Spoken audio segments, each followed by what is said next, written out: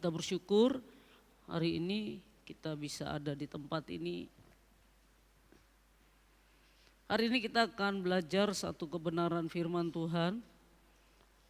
Dari tema kita hari ini adalah mengenal El Yeshua. El Yeshua artinya Allah penyelamat. Ya, hari ini kita belajar dari Yesaya pasal yang ke-12. Kita sudah beberapa tema mengenal Allah, hari ini tentang Allah penyelamat. Kita akan belajar dari Yesaya pasal yang ke-12 ayat 1 sampai 6.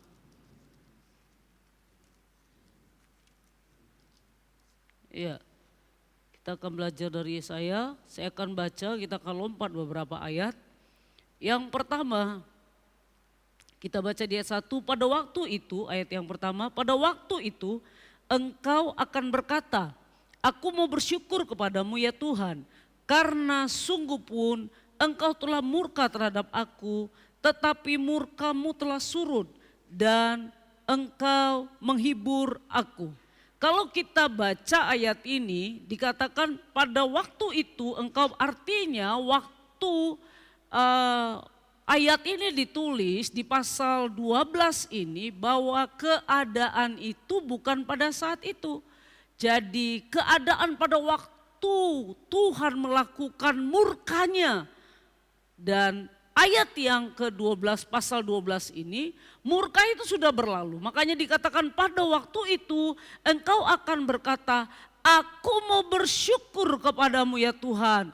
Karena apa? Sungguh pun engkau telah murka terhadap aku, tetapi murkamu telah surut menghibur aku. Apa yang bisa kita pelajari dari ayat ini? Yang pertama, kalau kita lihat dari pasal 12 ayat yang pertama, yang bisa kita pelajari adalah bahwa kita ini telah ditebus.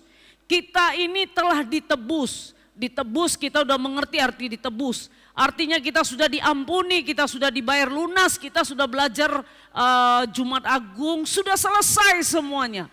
Artinya Bapak Ibu dan saya harus sadar bahwa kita ini adalah orang-orang yang sudah diampuni dosanya, yang tidak lagi mendapat murka Allah.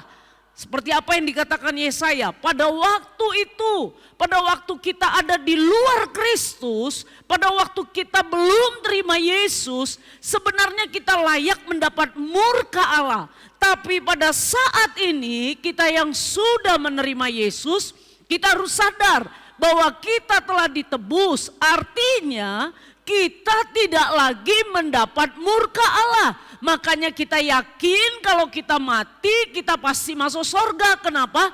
Karena kita tahu bahwa murka Allah sudah diselesaikannya, yang seharusnya ditimpakan kepada kita sudah diselesaikannya di atas Kalvari. Jadi ayat ini sangat relevan dengan kehidupan kita. Kita harus paham, kita harus sadar bahwa hidup dosa kita di masa lalu, masa kini dan masa akan datang itu sudah diselesaikan di atas Kalvari. Kita yang seharusnya dapat murka Allah, tapi kita sudah dibebaskan. Apa itu murka Allah? Dikatakan murka Allah itu muncul seringkali itu karena dosa manusia. Di dalam Roma pasal 1 ayat 18 dikatakan begini, sebab murka Allah nyata dari sorga. Dikatakan murka Allah, sebab murka Allah nyata dari sorga atas segala kefasikan dan kelaliman manusia yang menindas kebenaran dengan kelaliman.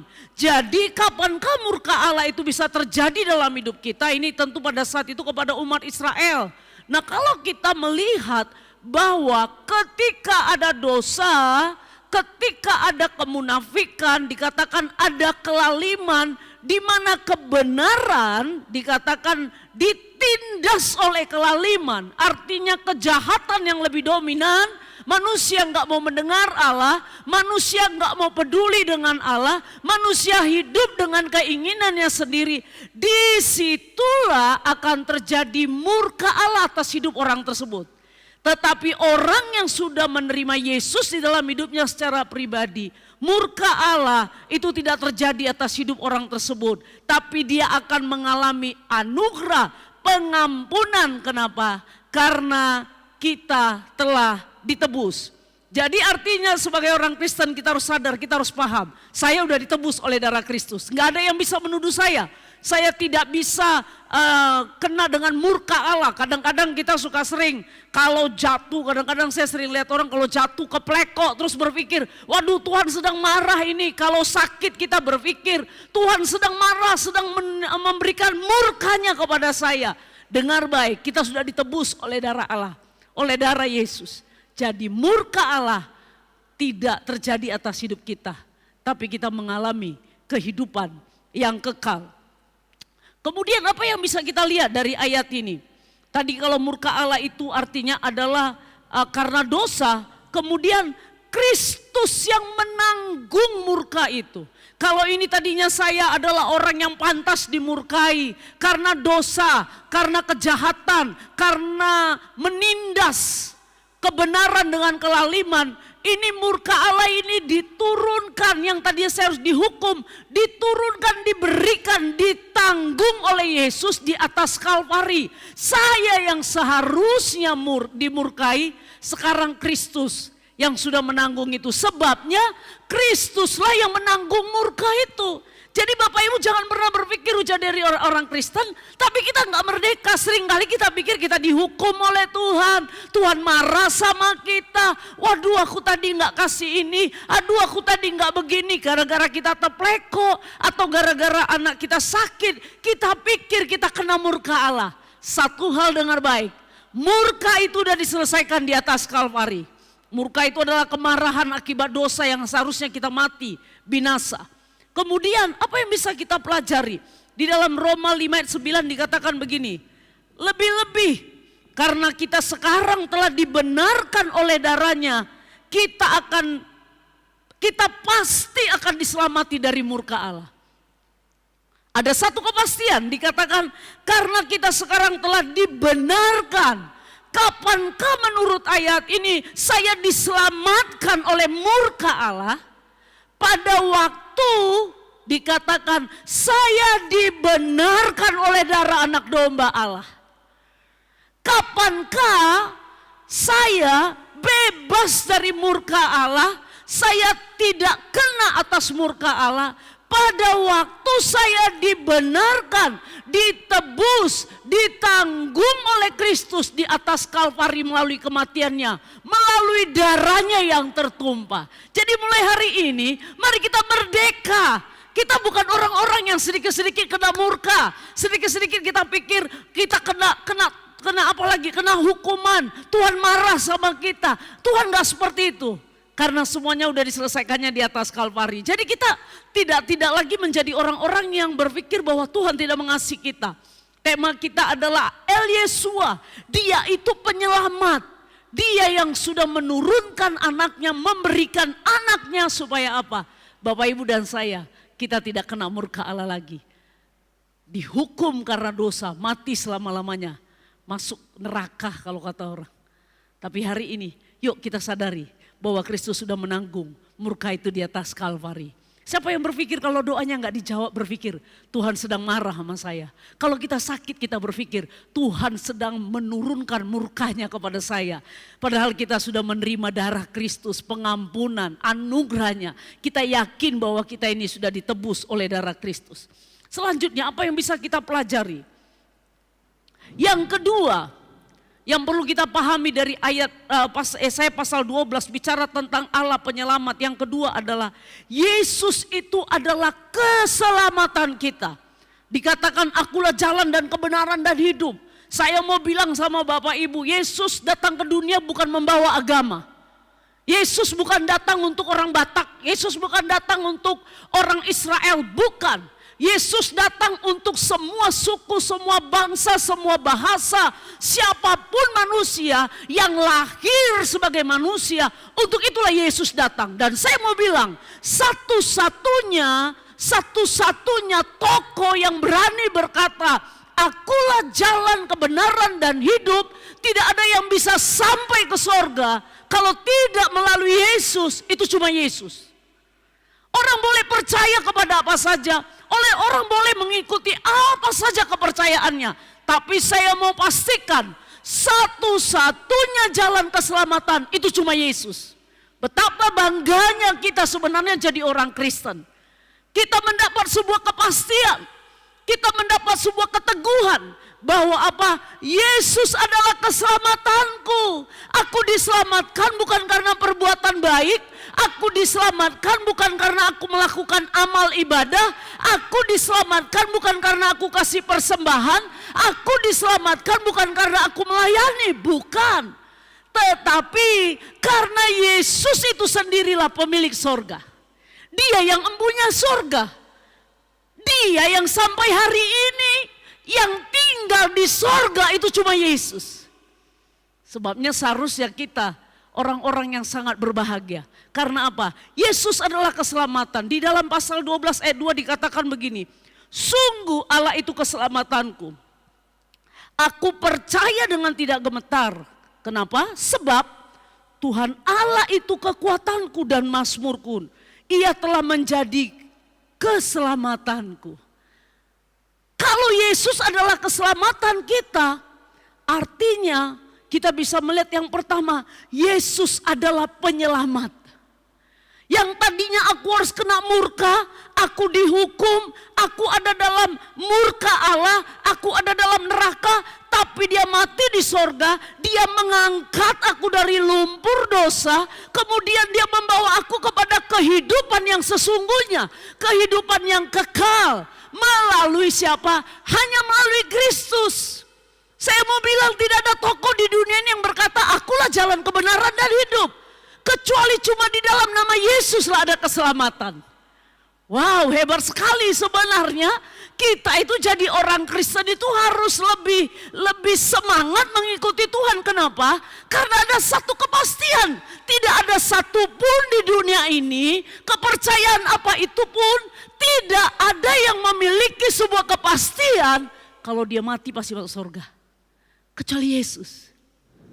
Betapa bangganya kita sebenarnya menjadi pengikut dia. Karena dia adalah penyelamat. Kemudian bicara tentang Yesus adalah keselamatan. Yang kedua yang bisa kita pelajari adalah iman kepada Kristus itu memberikan keberanian dan kekuatan. Dikatakan sungguh Allah itu keselamatanku. Aku percaya dengan tidak gemetar. Kenapa? Karena ada kalimat sebab. Dikatakan sini sebab itu adalah kalimat meneguhkan ini. Kenapa aku perlu percaya dengan tidak gentar? Karena Tuhan Allah itu kekuatanku. Ngebayangin gak kalau sorga aja dia berikan sesuatu rasanya yang orang gak bisa berikan. Dan Bapak Ibu dan saya yang gak layak yang tadinya harus dimurkai. Sekarang kita mendapat kepastian bahwa kita akan mendapat kehidupan yang kekal. Pertanyaannya kenapa kita masih takut dengan hal-hal yang sementara ini? Sesuatu yang gak pernah diberikan oleh tokoh manapun, oleh agama apapun, tapi Yesus bilang akulah jalan dan kebenaran dan hidup. Sorga aja dia berikan. Alkitab bilang bumi dan sorga punya dia. Seharusnya kalau dia adalah penyelamat kita, iman kepada Kristus itu memberikan kita keberanian dan kekuatan. Kekuatan untuk percaya.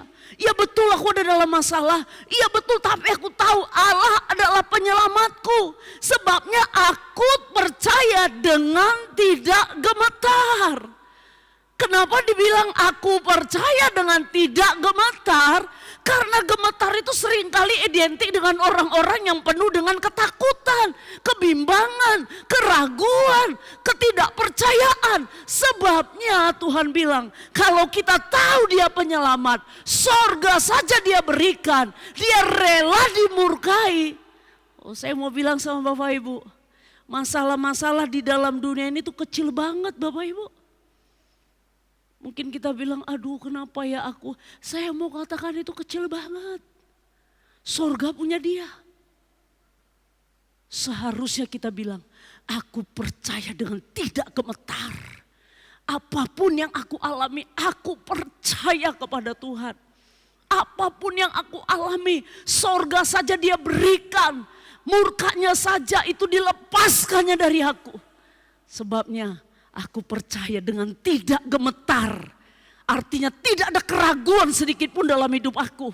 Betul aku ada masalah, betul aku ada problem, betul semuanya betul. Tapi aku mau bilang kepada jiwaku, aku akan percaya dengan tidak gemetar. Artinya tidak ada kekhawatiran sedikit pun di dalam hidup aku kepada Dia yang sudah memberikan keselamatan. Sorga aja Dia beri sama aku. Apalagi hal-hal yang lain. Sebabnya dikatakan Allah itu keselamatanku. Aku percaya dengan tidak gemetar. Kenapa? Sebab Tuhan Allah kekuatanku. Aku bisa percaya pun kata ayat ini. Karena Dia yang memberikan kekuatan kepadaku untuk aku bisa percaya kepada Dia. Dia yang sudah mati untuk hidup aku. Dia yang ada tinggal di dalam hidup aku. Dialah menjadi sumber kekuatan aku. Sehingga aku bisa percaya dengan tidak gemetar. Amin. Apa yang kita hadapi? Mari kita percaya dengan tidak gemetar. Apapun yang kita alami. Mari kita percaya dengan tidak gemetar. Yang ketiga, yang terakhir. Kalau kita sudah mengerti bahwa Dia keselamatan kita. Tadi Dia keselamatan, Dia gunung batu kita, Dia mazmur kita. Kepada siapa kita harus gemetar? Yang ketiga, kita baca di ayat yang keempat. Pada waktu itu kamu akan berkata, bersyukurlah kepada Tuhan. Panggillah namanya, beritahukanlah perbuatannya di antara bangsa-bangsa. Masyurkanlah bahwa namanya tinggi luhur. Bermazmurlah bagi Tuhan, sebab perbuatannya mulia. Baiklah hal ini diketahui seluruh bumi. Apa yang ketiga? Poin yang terakhir adalah saksikan keselamatan yang Anda alami. Saksikan. Bapak Ibu, bayangin kalau ada orang saya lihat, misalnya dia seharusnya mendapat hukuman, kemudian dia dibebaskan tanpa syarat. Orang itu pasti akan menggebu-gebu, dia akan cerita, wah aku ini udah dibebaskan, wah luar biasa loh aku bisa dibebaskan tanpa syarat loh, padahal aku bersalah, padahal aku dia begitu ringannya cerita. Kenapa? Ada kebebasan yang luar biasa. Buat saya ada something wrong, ada sesuatu yang salah kalau ada orang berkata begini, saya nggak bisa menceritakan Kristus, apa itu lahir baru. Padahal bicara tentang memberitakan Injil adalah Kristus yang sudah mati, Kristus yang sudah bangkit, Kristus yang naik ke sorga. Dia yang ada sama saya, yang saya terima, itu yang saya ceritakan. Artinya, kalau kita sudah mengalami Kristus, mari kita saksikan keselamatan yang kita alami kepada banyak orang. Dikatakan ada ayat yang ini yang huruf ungu, beritahukanlah perbuatannya di antara bangsa-bangsa. Kalimat beritahukan bukan berkata begini, yang penting lu lihat gua nih. Bahwa Tuhan ada di dalam hidup gua, enggak, bukan hanya begitu. Bicara tentang memberitahukan, ini ada ngomong, ada suara, ada nada yang keluar. Jangan paksa orang untuk melihat saya. Karena orang sendiri pun banyak pergumulan. Apa yang harus saya lakukan? Beritahukan bahwa Yesuslah satu-satunya jalan keselamatan. Ngomong.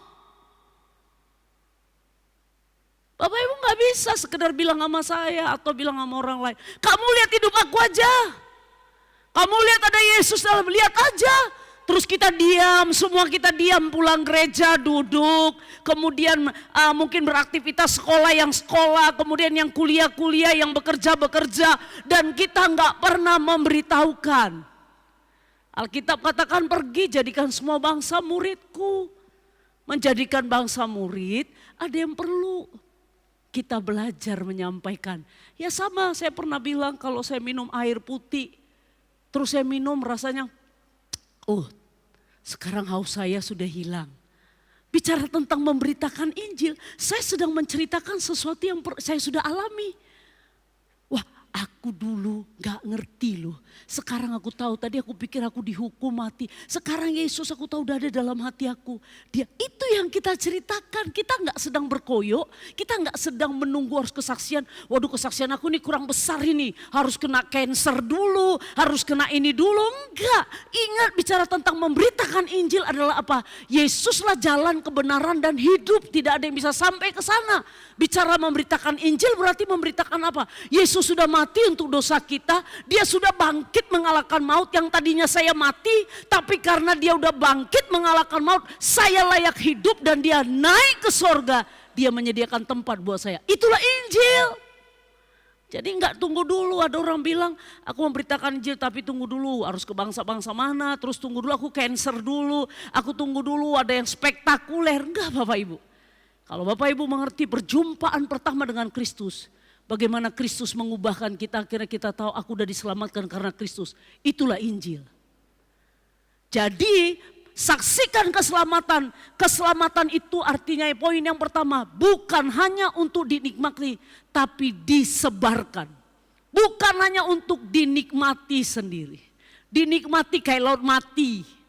Laut mati itu nikmati aja, dia nerima saja. Makanya dia laut mati, semua yang ada di laut mati akan mati. Kalau kita nerima aja, lama-lama ya kita akan mati secara rohani. Kita perlu apa? Mari kita menceritakan, menyebarkan, kemudian menceritakan apa yang sudah kita alami bersama dengan Kristus. Dan yang terakhir, kalau kita sadar bahwa kita harus menyaksikan keselamatan yang kita alami, mari kita naikkan pujian yang sejati, yaitu apa? Melahirkan misi. Pujian yang sejati. Jadi pujian yang sejati bukan hanya sekedar Bapak Ibu dikatakan tadi bahwa namanya tinggi luhur, ayat yang kelima, bermasmurlah bagi Tuhan sebab perbuatannya mulia. Baiklah hal ini diketahui seluruh bumi. Pujian yang sejati itu melahirkan misi.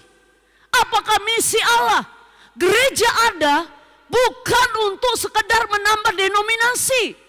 Kita ditebus oleh darah Kristus. Bukan Bapak Ibu serta merta hanya untuk melayani, bukan. Tapi Tuhan mau kita melakukan misinya. Kita melahirkan misinya. Apa itu? Ayo kita fokus kepada jiwa yang terhilang.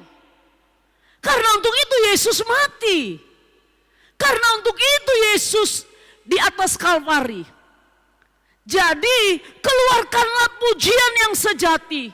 Melahirkan misi. Ada belas kasih. Ada tangisan. Ada mata yang memandang jiwa kayak Kristus memandang. Itulah pujian yang lahir dari misi. Pada waktu saya WL, ada pujian yang sejati yang melahirkan misi. Artinya apa?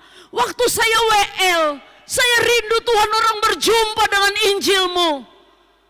Saya rindu Tuhan pada waktu aku mengangkat pujian penyembahan. Orang sadar bahwa Yesus adalah juru selamat satu-satunya. Itulah pujian yang melahirkan misi. Saya percaya kalau gereja ini, seluruh pujian kita melahirkan misi. Kita gak akan pernah tinggal tenang diam, gak akan jadi laut mati. Kita akan bergairah. Karena apa? Di kota ini masih banyak orang butuh Yesus. Di kota ini masih banyak orang frustasi. Tahukah Bapak Ibu? Sementara ini saya khotbah di sini. Sementara Bapak Ibu duduk di situ, berapa orang yang hari-hari ini, sementara dalam detik ini, berapa orang yang mau mengambil keputusan bunuh diri di luar sana? Berapa banyak anak-anak muda yang berkata, aku gak ngerti hidup ini.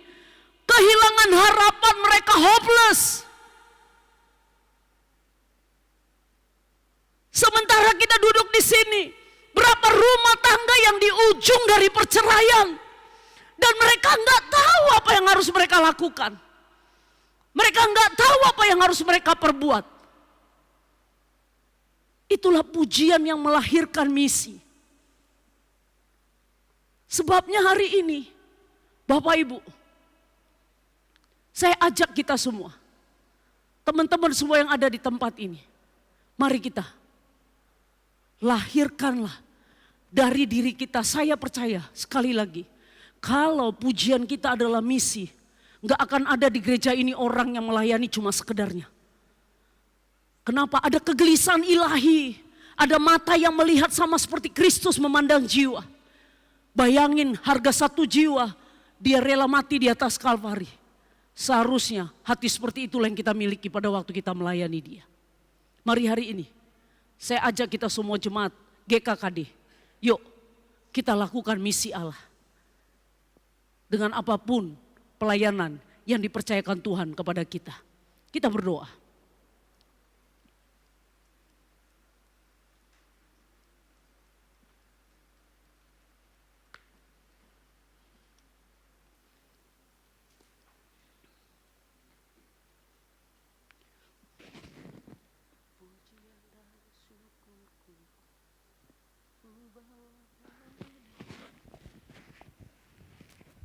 Mari kita sadari kalau kita ada hari ini semua karena Tuhan.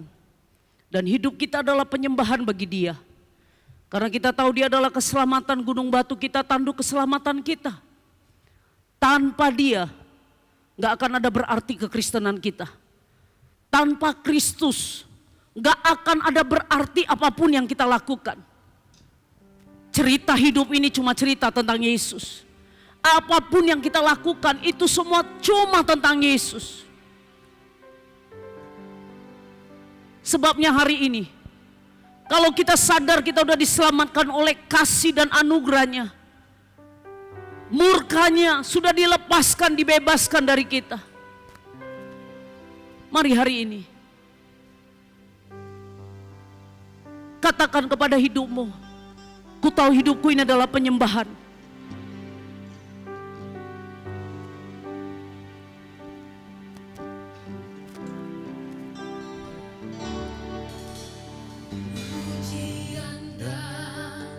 Syukurku ku bawa padamu,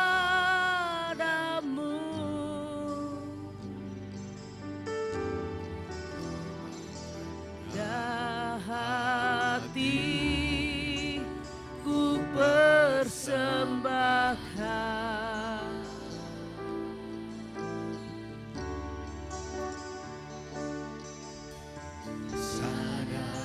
Mari semua kita bangkit berdiri.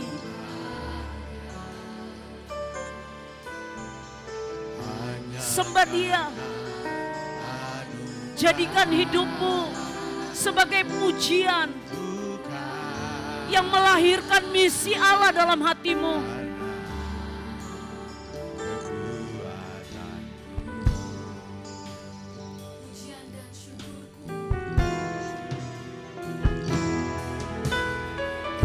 Pujian dan syukurku ku bawa padamu,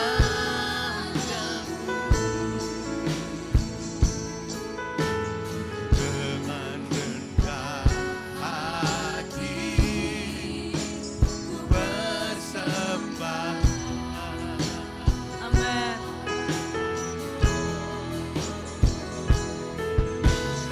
Sadar bila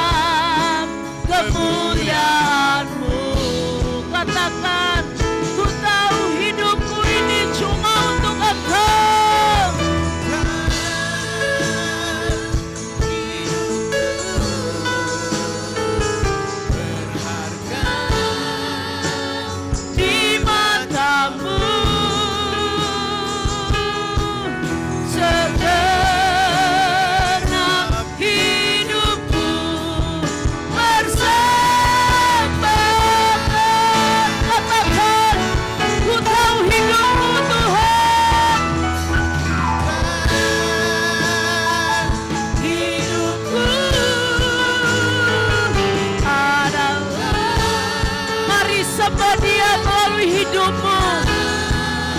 Ingatlah bahwa engkau sudah ditebus, dilepaskan dari murkanya. Beritakanlah kabar baik bagi banyak orang.